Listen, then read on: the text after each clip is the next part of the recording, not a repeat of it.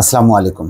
শেষ পর্যন্ত প্রমাণিত হলো যে দেলোয়ারকে যারা অপহরণ করেছিল তারা যে আসলে অভিযুক্ত সেটা আরও প্রমাণ হলো একটি বক্তব্য দিয়ে। সেটি হচ্ছে অপহরণে ব্যবহৃত মাইক্রোবাসে অভিযুক্ত প্রার্থীর লিফলেট মিলল অস্ত্র।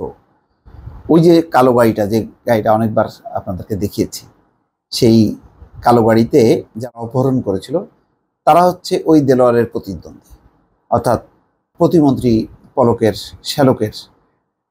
যে এটা মোটামুটি প্রমাণিত হলো, কিন্তু সেই রুবেল সে কিন্তু বারবার বলছিল যে এটা ভাড়াই দেয়া, এটা সে খুঁজে পাচ্ছে না, ড্রাইভারকে জিডি করতে হবে, এসব কথাবার্তা বলছিল। কিন্তু এখন সেই মাইক্রোবাসটি লুকায় রাখা হয়েছিল একটা বাড়িতে, খড়কুটা দিয়ে লুকায় রাখা হয়েছিল। সেই গাড়ি পাওয়ার পরে দেখা গেল যে সেই রুবেলের লিফলেট আছে, সেখানে অস্ত্র পাওয়া গেছে।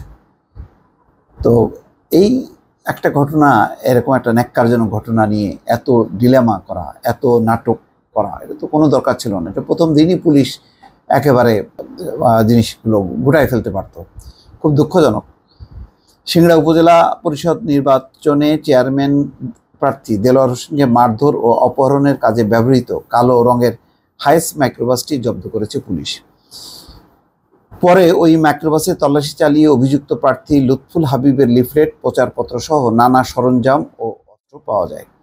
শনিবার সন্ধ্যায় সিংড়ার শেরকল ইউনিয়নের দুর্গম চকপুর গ্রামের আতাউর রহমানের বাড়ি থেকে মাইক্রোবাসটি জব্দ করা হয়। এই ঘটনায় জড়িত থাকার অভিযোগে আতাউর রহমানকে গ্রেপ্তার করা হয়।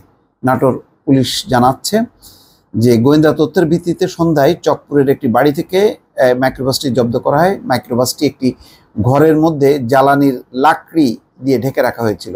বাড়িটি লুৎফুল হাবিব, ওই রুবেল যে প্রতিমন্ত্রীর শ্যালক এবং উপজেলা নির্বাচনের প্রার্থী, তার ব্যবসা প্রতিষ্ঠানের একজন ব্যবস্থাপকের বলে জানা যায়। গ্রেপ্তার আতৌরকে মাইক্রোবাসের ব্যাপারে জিজ্ঞাসাবাদ করা হবে।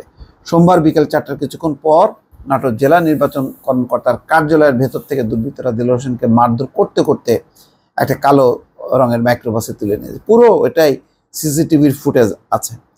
তারপরে তাকে ওঠানোর পরে 1 ঘন্টা পর মুমূর্ষ অবস্থায় তার বাড়ির সামনে ফেলে রেখে যায়। মানে মারাও যেতে পারত। এবং তার চোখ সাংঘাতিকভাবে ইনজুর্ড হয়েছে, ঝাপসা দেখছিল। এখনও সে রাজশাহী মেডিকেল কলেজ হাসপাতালে চিকিৎসাধীন। পরে প্রতিমন্ত্রী গেছে, বিদেশে ছিলেন, তারপরে তিনি যে বলছেন যে এই ব্যাপারে দোষীদের ছাড় দেওয়া হবে না, এবং সেই রুবেলকে বলছে যে নির্বাচন না করার জন্য। এবং দল থেকেও এখন কঠিন অবস্থান যে কোনোভাবেই এমপি এবং মন্ত্রীদের কোনো নিকটজন কেউ নির্বাচন করতে পারবে না। তো ইতিমধ্যে সে হয়তো নির্দেশ মেনে নিয়েছে, কিন্তু বড় ধরনের তো একটা অপরাধ ঘটিয়েছে, এটা তো সত্য। তো এটার কি হবে? এবং লুৎফুল হাবিবের নির্বাচনী প্রচারপত্র, পোস্টার, লিফলেট পাওয়া গেছে। ওই প্রার্থীর প্রাইভেট কারের চালক সুজন শাহর ড্রাইভিং লাইসেন্স, গাড়ির কাগজপত্র সবই পাওয়া গেছে। তো এখন দেখা যাক পরবর্তীতে অ্যাকশন কি হয়। কিন্তু ঘটনাটা খুবই ন্যাক্কারজনক হিসাবে এখন পর্যন্ত যতগুলো ঘটনা ঘটেছে এটি এক অন্যতম একটা কলঙ্কজনক ঘটনা হিসেবে চিহ্নিত হয়েছে। দর্শক ভালো থাকবেন, আল্লাহ হাফেজ।